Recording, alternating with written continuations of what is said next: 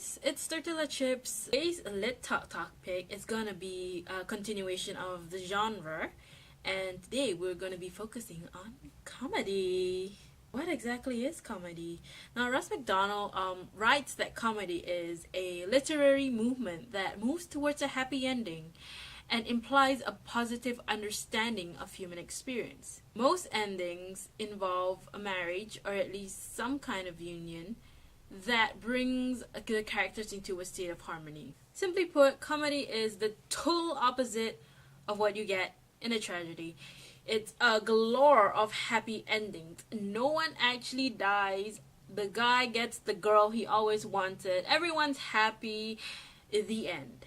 Now, to reinforce this sort of idea that comedy and tragedy are kind of like the opposites of each other, Lawrence Danson says, and this is paraphrased because the original line was a bit long: if the main characters are dead at the end of the play or whatever, we call it a tragedy.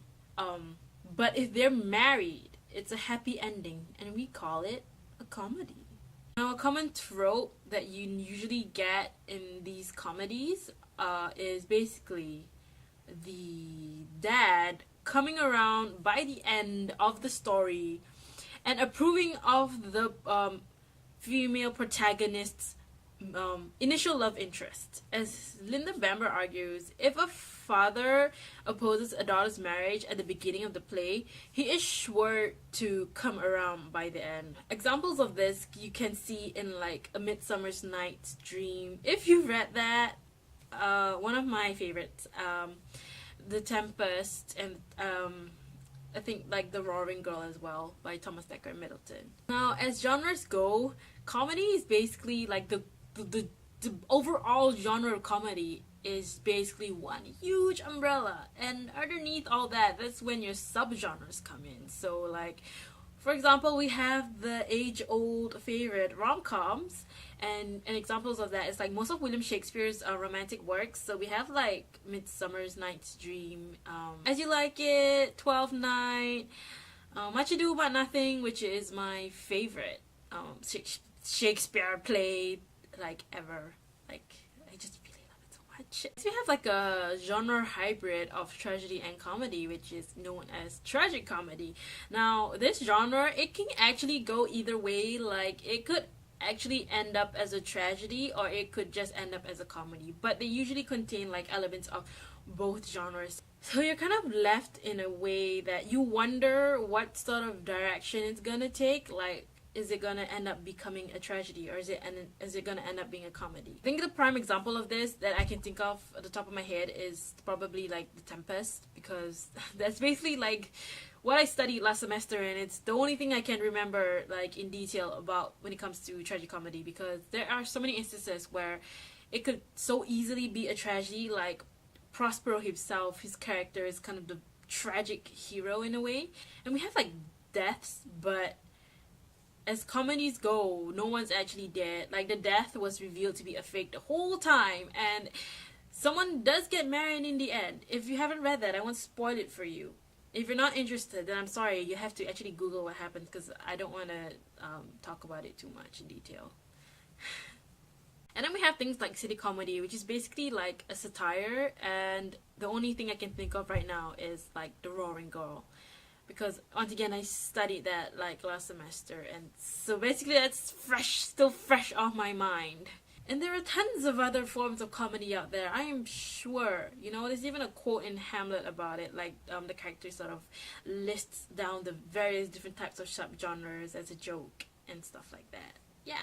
And I guess like one of the things that in a way makes me prefer comedy over tragedy is the way the characters are presented. I'm a sucker for happy endings, okay? I don't like it when the character that I've been rooting for the whole time sort of doesn't get what he wants. It's like, I feel bad for him if, you know, it doesn't end well.